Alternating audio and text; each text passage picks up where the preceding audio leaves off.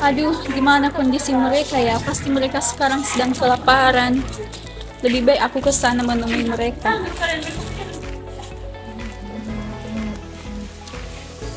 Gimana keadaan kalian, Ibu? Lapar Bu. Saya kan Astaga. merasakan nyeri Bu di perut saya Bu. Iya, ya udah karena kita tidak ada sediaan makanan.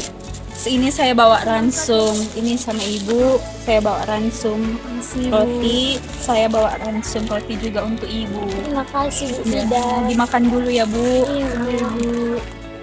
Ibu, apakah Ibu boleh berdiri sedikit?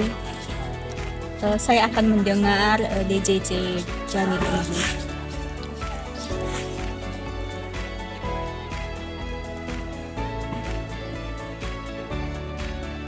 Janin Ibu, detak jantungnya baik-baik saja, normal, tapi agak sedikit lambat. Mungkin karena Ibu kelelahan, capek, lapar. Baik, sebaiknya Ibu minum obat yang akan saya berikan nanti, dan ransum yang sudah saya berikan Ibu konsumsi. Oke, sebaiknya sekarang Ibu istirahat agar tenaga Ibu pulih dan keadaan janin Ibu tetap baik-baik saja. Terima kasih Bu. Terima kasih Bu Bidan. Sama-sama. Dek, apakah keadaannya sudah lebih baik, Dek? Sudah lebih baik Bu Bidan karena mengkonsumsi ransum dari Bu Bidan. Tapi saya masih memiliki Bu Bidan. Oh, ransumnya sudah dikonsumsi tadi. Vitamin yang saya berikan tadi apakah sudah dikonsumsi? Untuk lebih mengetahui kondisi Ibu, kondisi Adek, izinkan saya mengecek keadaan Adek.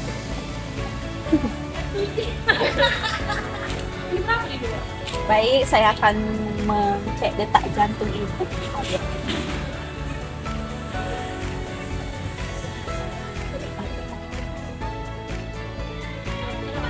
Detak jantung Adek sedikit lambat tapi normal karena mungkin kecapean, lelah.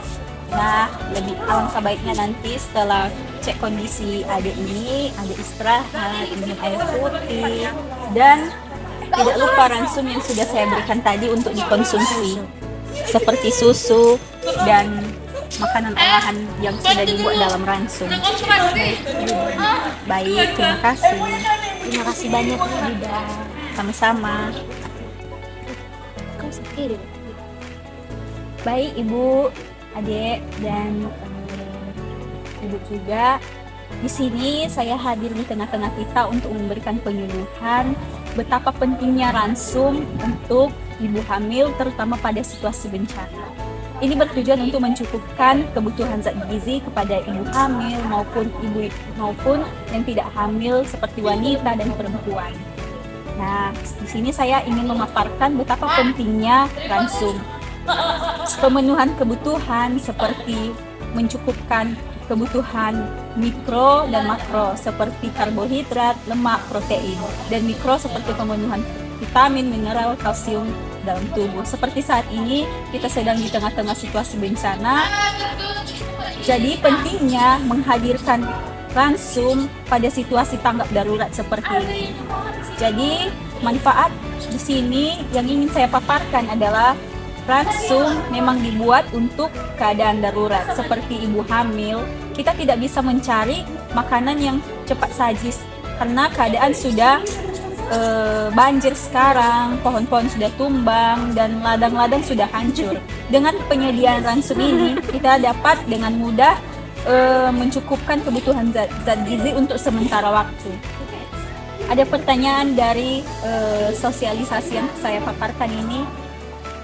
Menurut Ibu, kalau misalnya kami mengonsumsi ransum setiap hari tanpa ada makanan tambahan lainnya, apakah itu bermanfaat bagi kami juga, Bu? Kan tidak mungkin kami memakan makanan dari ransum terus meneruskan, Bu. Nah, itu apa yang harus kita konsumsi lagi selain makan makanan dari ransum? Baik Bu, saya akan menjawab pertanyaannya. Jadi ketika kita mengonsumsi ransum terus-menerus, apakah kebutuhan lain tercukupi. Nah, tentu kita harus mengetahui apa kadar yang terdapat di dalam ransum tersebut. Apakah sudah tercukupi zat gizinya, kalsiumnya, protein, lemaknya, vitaminnya. Nah, itu tidak akan berpengaruh jika tercukupi. Namun, jika ransum tersebut hanya mengandung misalnya karbohidrat saja, tidak terdapat vitamin, mineral, kalsium, itu tidak akan tercukupi. Terima kasih. Baik Ibu, sama-sama Ibu. Apakah ada pertanyaan yang lainnya? Silakan. Kepada Ibu, adik, dan saudari, apakah ada yang ingin ditanyakan lagi? Izin bidan, saya ingin bertanya. Baik, silakan pertanyaannya. Dalam situasi bencana seperti ini kan kami susah untuk menemukan air dan kotor. Jadi kebutuhan mineral kami tidak tercukupi. Apa yang harus kami lakukan untuk memenuhi? Baik, itu merupakan hal yang sangat serius, Bu, pada situasi sekarang. Terlebih lagi kita sedang di situasi bencana yang memang tidak ada air bersih karena semua air tercemar, karena terjadinya pohon tumbang, bangunan yang hancur, dan air yang tidak berjalan karena macet. Nah, solusinya adalah di daerah kita banyak pohon bambu. Tentu kita sebaiknya mengambil air yang berada di dalam bambu. Dengan adanya air tersebut, kita dapat memanfaatkan, menyaring, dan mengelolanya. Kemudian dimasak. Itulah solusi yang paling ampuh dalam mencukupi kebutuhan elektrolit di dalam tubuh kita.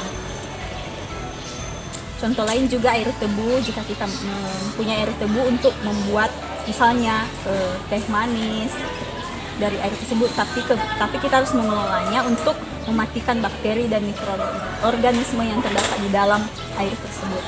Demikian yang bisa saya jawab. Terima kasih Bu Bidan. Baik, Bu Bidan, saya ingin bertanya. silakan. Kan misalnya kalau saya di rumah nih kan saya minum susu formula ibu hamil.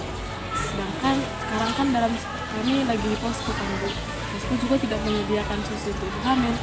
Sedangkan saya juga tidak punya uang untuk membelinya. Apakah ada alternatif lain Bu untuk memenuhi kebutuhan tersebut? Bisa Bu, tentu setiap hal ada jalan keluarnya. Apalagi bahkan untuk membeli susu sekarang sangat sulit karena kita sedang dalam situasi bencana. Tapi solusi yang bisa kita dapat yaitu mengelola dari bahan-bahan atau dari petani kita sekitar. Contohnya susu kedelai, kita dapat mengelolanya, menggiling, menghancurkan, kemudian merebus dan menyaring, kemudian airnya dijadikan sebagai pengganti susu.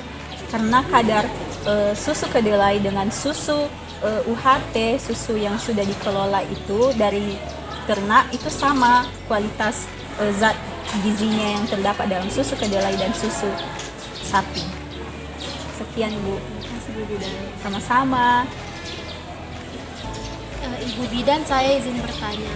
Selanjutnya yang harus kami lakukan setelah mendapatkan ransum dalam situasi bencana ini, apa lagi yang harus kami lakukan Ibu Bidan untuk memenuhi kebutuhan gizi kami? Nah, baik, izin saya ingin menjawab pertanyaan dari saudari. Hal yang bisa kita lakukan lagi selain kita bergantung pada ransum, kita dapat memanfaatkan tumbuhan-tumbuhan sekitar kita. Tidak mungkin kita tidak ada menanam sayur sebelumnya, karena dalam situasi bencana itu tetap utuh. Jadi kita masih bisa menyimpan cadangan tersebut untuk stok kita ke depan jika ransum kita sudah berkurang. Itu merupakan planning kita kedua untuk tetap menyeimbangkan kualitas zat gizi yang cukup di dalam tubuh kita. Sekian Ibu. Terima kasih Ibu atas penjelasan dan arahannya. Kami sangat terbantu dalam pengarahan Ibu Bidan. Semoga dari pengarahan Ibu bisa kami lakukan dan kami terapkannya Ibu. Terima kasih banyak Ibu. Baik, sama-sama. Sekian sosialisasi dari saya. Terima kasih banyak juga Ibu. Ibu sehat-sehat juga ya Bu. Sehat selalu. juga ya Bu Milnya.